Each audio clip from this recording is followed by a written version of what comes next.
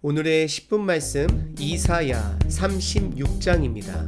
우리 삶에는 하나님의 길과 세상의 길이 항상 놓여져 있습니다. 믿음의 사람은 이성적으로 사는 사람이 아니라 성경을 의지하고 믿음을 가지고 사는 사람들입니다. 이성적으로 사는 것이 나쁜 것이 아니라 이성적인 것이 우리의 파운데이션은 될 수가 없다라는 것을 강조하고 싶습니다. 왜냐하면 하나님께서는 살아계신 분으로 그분을 신뢰하길 원하십니다. 히브리서 11장에 믿음이 없이는 하나님을 기쁘시게 하지 못한다고 말씀하고 계십니다. 노아 할아버지도 믿음으로 방주를 만들었습니다. 이성적으로는 그 당시에 산 위에 방주를 만드는 것은 도무지 납득이 되지 않은 상황입니다. 아브라함도 믿음으로 본인의 부족을 떠나 하나님과 동행했습니다. 예수님의 제자들도 예수님처럼 다시 부활할 것을 믿고 증인의 삶으로 살았습니다. 오늘 본문은 이성은 우리의 신앙의 기초가 될 수 없고 결국 믿음이 우리의 기초가 되어야 한다라고 말하고 있습니다. 이사야의 전반부인 1장서부터 39장, 그 중에서 36장서부터 39장은 두 가지 질문을 강조하고 있습니다. 세상 열방을 의지할 것인가? 하나님 한 분을 의지할 것인가? 오늘 본문 이해를 돕기 위해 몇 가지 상황을 설명드리겠습니다. 아수르는 지금 남유다를 포위한 상태고요. 예루살렘 성전 주변에 있는 라기스라는 성을 함락하고 아수르 왕의 파견자, 고위 관리인 전략가 랍사게를 보냅니다. 랍사게는 사람 이름이기라 보다는 아수르나 바벨론이나 그러한 나라들의 고위 관리인의 칭호로 보는 것이 좋습니다. 전쟁의 전략가인 랍사게는 남유다 지도자들에게 그리고 유다 백성에게 이성적으로 접근하며 그들이 지금 항복하고 대왕 아수르 왕에게 와야 한다라고 선포하고 있고 회유하고 있는 내용이고 더 나아가서는 위협하고 있는 내용입니다. 그리고 오늘 본문 배경의 유다의 왕은 하나님 편에 서려고 노력했던 히스기야 왕이었습니다. 그리고 이 히스기야 왕은 아수르의 전략가 랍사게가 와서 어떠한 말을 하든지 간에 침묵으로 반응할 것을 그의 사신들과 백성들에게 명령한 것이 21절에 나와 있습니다. 제가 먼저 21절을 읽도록 하겠습니다. 그러니까 랍사게가 여러 가지 회유의 말을 했더라도 그러나 그들이 잠잠하여 한 말도 대답하지 아니하였으니 이는 왕이 그들에게 명령하여 대답하지 말라 하였음이었더라 라고 말하고 있습니다. 오늘 본문 1절과 3절에서는 그 당시 상황에 대해서 배경에 대해서 말하고 있습니다. 1절에 보시게 되면 히스기야 왕 14년째 해에 아수르 사네립 왕이 유다의 견고한 성들을 함락했다라고 말하고 있습니다. 남유다 일대 왕인 르호보암 왕 때에 남유다를 정비하기 위해서 이스라엘 성 주변에 견고한 성들을 많이 지었는데요. 역대하 11장에 나오게 되어 있는데 그 중에 한 성이 바로 라기스라는 성이었는데 그 라기스라는 성이 함락되었다라고 합니다. 2절에 보시면 그 함락당한 라기스 성에서 아수르 왕은 랍사게 전략가를 보내게 되는데요.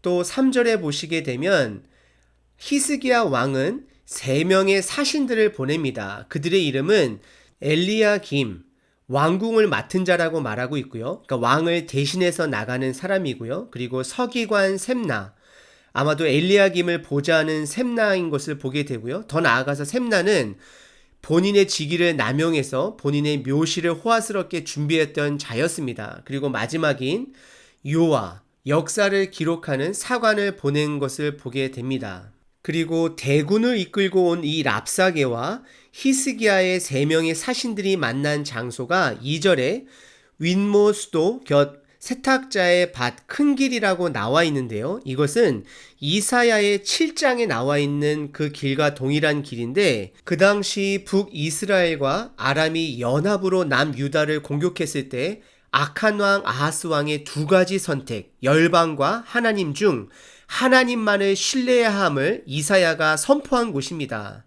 즉 지금도 1절과 3절은 역사적으로는 히스기야 왕에게 너의 아버지 왕은 세상 강국을 의지했는데 너는 세상을 의지할 것인가 아니면 하나님을 의지할 것인가 물어봄과 동시에 지금 오늘 저희들에게도 하루 삶 가운데 누구를 신뢰하며 살아갈 것인가를 물어보고 있는 장소인 것입니다. 4절서부터 10절까지는 랍사게가 히스기야가 보낸 3명의 사신들에게 전하는 말인데요. 일단 4절에 보시게 되면 히스기야에게 가서 말하라 라고 말하고 있습니다. 근데 여기서 의도적인 것은 랍사게가 오늘 본문에서 히스기야 남유다 왕을 한 번이라도 왕이라고 표현한 적이 없습니다. 하지만 본인의 왕 아수르 왕을 대왕으로 표현하면서 이미 남유다를 함락한 것 같이 속국인 마냥 대하는 것을 보게 됩니다. 랍사게의 대화 능력을 보게 되면 확실하게 이 사람은 전략가인 것을 보게 됩니다. 그리고 4절 끝부분에 너희가 믿는 것이 무엇이냐라고 물어보고 있습니다. 랍사게는 질문을 통해서 근본적인 것을 흔들고 있습니다. 5절에 보시게 되면 남유다는 입만 살아있는 나라이고 실질적으로 힘이 전혀 없는 나라라고 도발하고 있습니다. 그리고 6절에는 최근의 역사를 거론하면서 너희들이 애굽에 사신을 보내고 너희들이 애굽을 의지하려고 했지 않았느냐. 하지만 그 애굽은 우리가 다 멸절시킬 것이다 라고 말하고 있습니다. 그리고 7절에서는 여호와 하나님을 여러 신들 중에 약한 신으로 취급하는 것을 보게 됩니다. 7절입니다. 내가 나에게 이르기를 우리는 우리 하나님 여호와를 신뢰하노라 하리라마는 그는 그의 신당과 제단을 히스기야가 제하여 버리고 유다와 예루살렘에 멸망하기를 너희는 이 제단 앞에서만 예배하라 하던 그 신이 아니냐 하셨느니라. 결국 유다 안에서만 예배드릴 수 있는 하나님은 약한 하나님인 것을 말하고 있습니다. 그리고 8절에는 아수르가 너희들에게 유다에게 말 2,000피를 준다 할지라도 너희들은 이기지 못할 것이다. 남유다의 군사력이 약함을 이야기하면서 본인들의 군사력이 훨씬 위고 본인들의 신이 더 강하다라고 말하고 있습니다. 그리고 10절에서는요. 너희가 믿는 하나님이 우리로 하여금 여기로 와서 너희를 치라 하였다라고 말하고 있습니다. 아마도 이것은 이사야 선지자가 아수르를 사용하여서 남유다를 심판하신 경고의 말씀을 듣고서 그들이 이것을 활용한 것 같습니다. 랍사게는 삼국지에 나오는 제갈량과 같은 전략가인 것이 정말로 분명합니다. 그리고 11절과 12절에서는 이 3명의 사신들 엘리야김, 셈나, 이 요아가 아람어로 말하자라고 간청하는데요. 왜 그렇게 나오냐면 유다 말로 했을 때는 유다 백성들이 동요할 수 있기 때문에 이 랍사게에게 아람어로만 계속 말하자라고 권유하지만 12절에 랍사게는 다음과 같이 말하고 있습니다. 내 주께서 이 일을 내 주와 내게만 말하라고 나를 보내신 것이냐? 너희와 함께 자기의 대변을 먹으며 자기의 소변을 마실 성 위에 앉은 사람에게도 하라고 보내신 것이 아니냐 하더라. 결국 멸망당하여서 너희들이 소변과 대변을 먹을 신세가 될 텐데 너희들의 그러한 백성에게까지도 이 말을 전할 것이다 말하면서 13절서부터 21절까지 아람어가 아닌 유다 말로서 유다 백성에게 전하는 것이 나오게 되는데요. 몇몇 학자들은 이 랍사게를 유다를 배교한 자일 수도 있다라고 말하고도 있습니다. 그 정도로 이 랍사게는 유다 말에도 능통한 자였고 그들의 멘탈을 흔들기에 충분한 자였습니다. 13절에 대왕 아수르의 왕의 말씀을 들으라 라고 말하고 있습니다. 하나님의 말씀을 듣는 것과 대조적으로 이렇게 말하고 있고요. 또 14절과 15절에서는 히스기야 왕에게 미혹되지 말라고 말하고 있습니다. 이 말뜻은 무엇이냐면 결국 하나님의 말씀에 미혹되지 말라라고 말하고 있는 것과 동일한 것입니다. 그리고 16절과 17절에 보시게 되면 유다 백성들이 히스기야 왕의 말을 듣지 않고 아수르의 왕의 말을 듣고 항복하고 나오면 좋은 유배지를 줄 것을 거짓으로 약속하는 모습을 보게 됩니다. 그리고 16절과 17절에서는 달콤한 말로 그들의 항복을 유도했다라면 18절과 19절에서는 강하게 협박하고 있음을 볼 수 있습니다. 아수르의 전쟁 승리 소식을 유다 백성들이 들었을 텐데요. 그들이 정복한 도시들의 이름들을 거론하면서 19절에 하맛과 아르반의 신들이 어디 있느냐? 스발와임의 신들이 어디 있느냐? 사마리아를 내 손에서 건졌느냐? 20절에 이 열방의 신들 중에 어떤 신이 자기의 나라를 내 손에서 건져냈기에 여호와가 능히 예루살렘을 내 손에서 건지겠느냐 하셨느니라 하니라.